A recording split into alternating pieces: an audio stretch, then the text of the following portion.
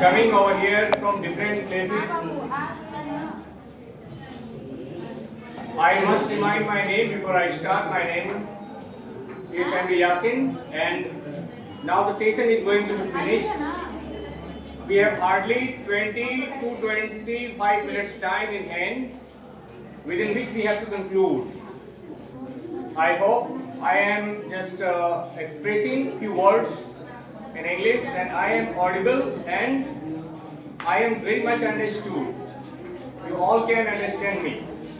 Presently, we have been given a topic and you all were requested to come on the stage to speak. Unfortunately, none of you came, and that's why, because of my practice, I came over here and I was told to explain the 4 questions. As you know that, am I audible? Are you able to understand me? Yes. Should I continue? Yes, sir. Thank you very much, gentlemen. So these are the 4 questions which can be explained very much clearly. And it's not a difficult topic. But I am very much surprised to know that Madam and Sir requested you to come on the stage, but none of you dared to come. I think you all are meritorious, genius. You all are really very much brilliant because you all are teachers of different subjects, of English, of social science, mathematics, and maybe some of you are of Sanskrit. Alright, I should not continue in English.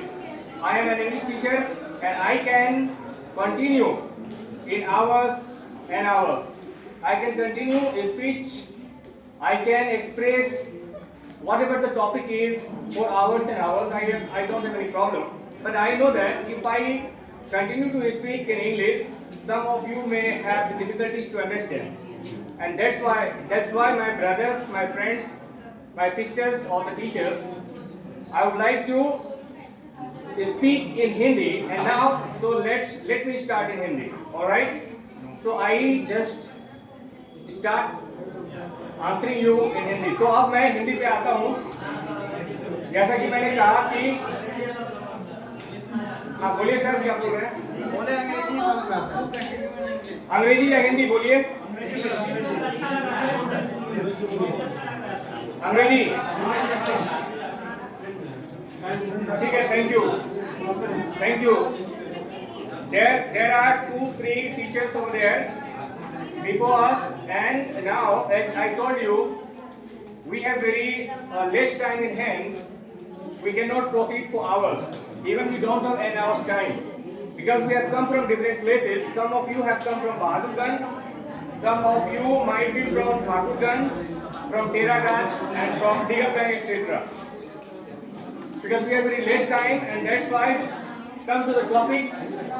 In few words, I would like to conclude. Am I audible to you all? Thank you. So, should I continue?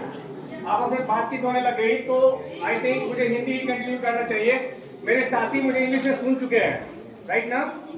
मुझे English में सुन चुके हैं. बहुत सारे session में मैंने English में continue किया है, और मेरे कुछ दोस्त चिढ़ भी जाते हैं कि इतना इंग्लिश क्यों बोलते हैं आप.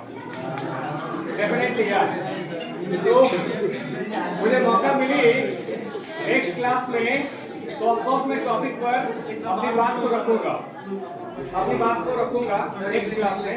यहाँ तो मौका ही मौका है सर, कोई मौका लेना नहीं है. तो अब अटेंडेंस शीट आ गया है. मुझे लगता है मैं बोलूंगा अभी तो आप बोलिएगा तब तक रुकेगा. छोड़ देगा 5 मिनट बोलने दीजिए सर को. सुनिए सभी कोई, ये अटेंडेंस शीट है.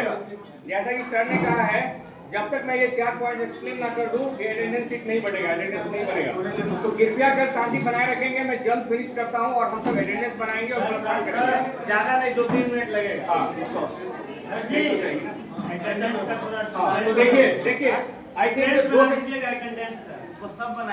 3 मिनट में मैं खत्म करता हूँ. 2 से 3 मिनट में 2-4 पे बुलाइए.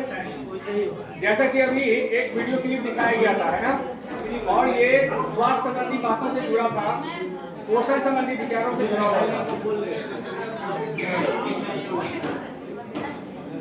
पोषण संबंधी बातों से जुड़ा हुआ था।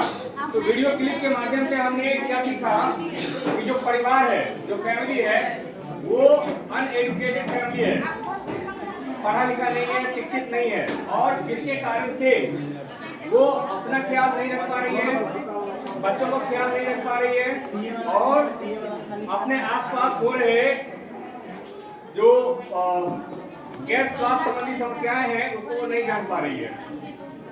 तो मैं ये कहना चाहूंगा कि स्वास्थ्य एक अहम पार्ट है हम लोगों के लिए और सबसे इम्पोर्टेंट पार्ट है, इस पर ध्यान दिए जाने की आवश्यकता है। और जब तक हम अपने आप में इम्प्लीमेंट नहीं करेंगे इन बातों को, हम साफ स्वच्छ नहीं रहेंगे, हम अपने बच्चों को साफ स्वच्छ नहीं रख सकते। तो सबसे पहले तो हम अपने आप को स्वस्थ रखें, और स्वस्थ कैसे रख सकते हैं?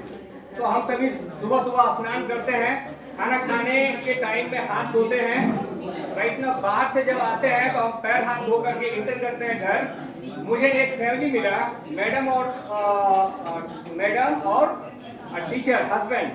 देखिए क्या कुछ हुआ कि दोनों की शादी हुई है, दोनों ही पढ़े लिखे हैं। मैडम पढ़ रही थी क्लास पार्ट 1 में, और शिक्षक उनके जो हस्बैंड है वो टीचर हैं। तो मैडम की साफ स्वच्छता के प्रति काफी ज्यादा जागरूकता है। वो हाथ धो करके काम करती है, घर को बहुत अच्छे से साफ स्वच्छ रखती है, कपड़ा साफ पहनती है, राइट ना। और वो चाहती है क्या कि उनका हस्बैंड भी बहुत अच्छा रहे साफ सफाई के मामले में। इसमें कोई डाउट नहीं कि वो अपने हस्बैंड से बहुत प्यार करती है। लेकिन देखिए क्या हुआ कि हस्बैंड बाहर से आते हैं, और वो जो वाइफ थी उनकी वो खा रही थी कुछ। तो वो हस्बैंड चूंकि आए बाहर से ऑफिस से, उनको काफी भूख लगी थी, तो वो खाना स्टार्ट कर देते हैं, राइट ना।